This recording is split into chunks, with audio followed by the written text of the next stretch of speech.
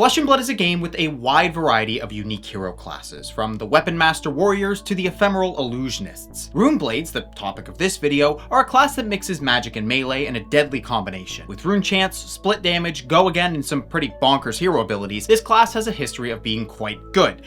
Usually. And so with this video, in honor of Rosetta and my spoiler card, bonus points if you can guess what class it's for, let's take a brief look at the history of Runeblades.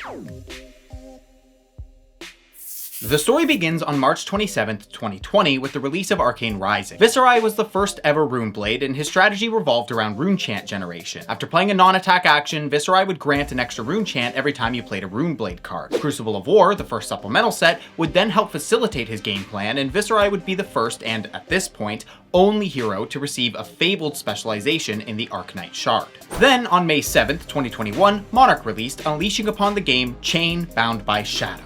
Get it? His name is Chain, and he's chained as in bound by shadow because he's a shadow runeblade. Do you get it? Do you get the Chain was Flesh and Blood's first real power creep issue. His hero ability allowed him to make soul shackle tokens and give his cards go again, and then those shackle tokens would banish cards from his deck every turn. Of course, Chain could also play a lot of those cards from banish. This gave him the unprecedented ability to extend his normal 4 or 5 card hands to potentially 8+ card hands by turn 5 or 6. Oh, and he also made the draw effect on Art of War free because he could just play the card from banish, so that's fun. Chain was so unbelievably fair and balanced that on September 24th, 2021, he would be the first hero to receive targeted bans in the form of all copies of Seeds of Agony. This card being a 0-cost non-attack action just made it too easy for Chain to stack up his soul shackles and have a huge combo turn. The banning brought this hero back down to earth, although he was still quite powerful. And hey, Tales of Aria would release on the same day that the Seeds ban went into effect, and oh whoops, the new weapon Duskblade was banned before Tales of Aria released. But I'm sure the rest of Tales of Aria was fine. It's not like they'll release another busted Runeblade, right?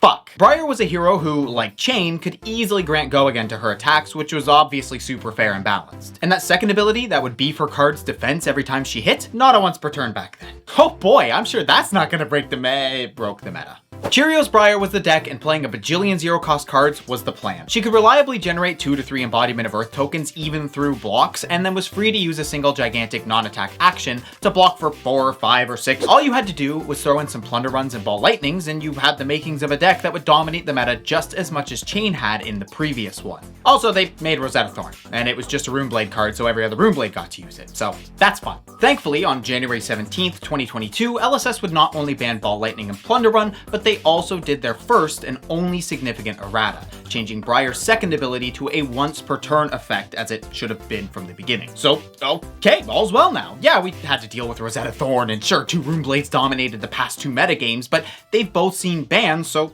everything is fine now? Except that they made Viserai broken too. Bloodsheath Skeleta from Crucible of War, and Sonata Arcanix from Monarch. These 2 cards were a match made in heaven, although it took until the Tails meta for players to really figure out just how good it was. You bank a bunch of rune chants, play a Sonata Arcanix for a whole bunch thanks to Skeleta, and then usually win the game with the 9th Blade of the Blood Oath, 20 rune chants, as well as a few more attacks after. And oh boy, was this combo effective. So effective, in fact, that LSS would suspend Bloodsheath Skeleta on May 2nd, 2022, with the card eventually just being fully banned later on as Runeblades got more X-cost cards. But things were still great for Runeblades because Chain was still busted. In fact, he was so busted that he would become the second hero after Starvo to hit Living Legend, just a little over a year after his release on June 24th, 2022. Turns out, if you give a broken hero a broken weapon like Rosetta Thorn, it doesn't matter if he's got Seeds of Agony or not. Brier would have a second wave of popularity with Channel Mount Heroic, peaking with the Belittle Minnowism build, which then promptly got nuked out of orbit when Belittle was banned on January 30th, 2023. However, Runeblade would rise once more on April 27th, 2023 at the Calling Baltimore. Zach Bunn showed up with his super aggressive Royal Viserai list and ass-blasted the competition to 3rd place. This gave Viserai another 15 minutes or so of fame, as the deck was actually pretty powerful, especially backed with Rosetta Thorn. And then on July 14th, 2023, Dusk Till Dawn would release, and with it, Chain's replacement, Vincent.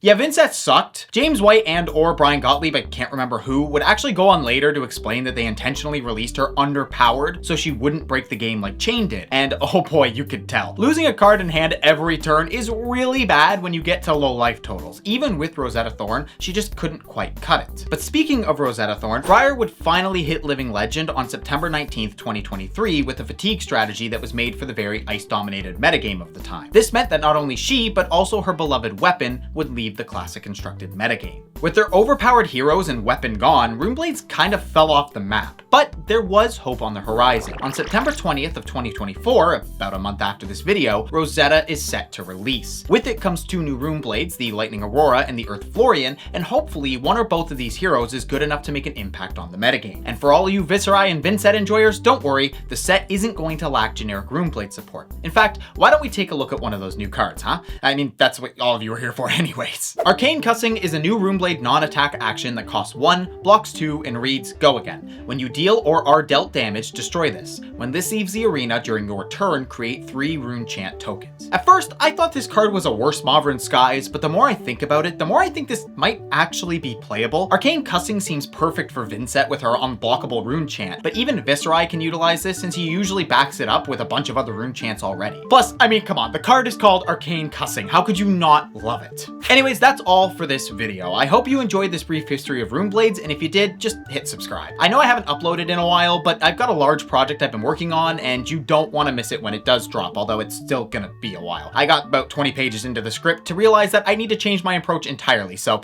that's fun. But thank you all for watching, and thanks especially to all of my patrons. You guys are genuinely awesome, and I really appreciate the continued support despite being AFK for a while. So huge props to the GigaChad Saint, Geeks First, Elixir, Vinny, Smokeopotamus, John, Ty, James, Chemical, Bryant, Transient Fire, Dark Memoria, Big Hungry, and the newest GigaChad, Wolf Shadowmancer. Then we've got the Alpha Chads Thomas, Zajima, and Pavel, and finally there's the Super Chads Bruno, Thal, Cece, Eric, Ben, and Yogbadoodles21. Thanks again as always, and stay Chadly, my friends.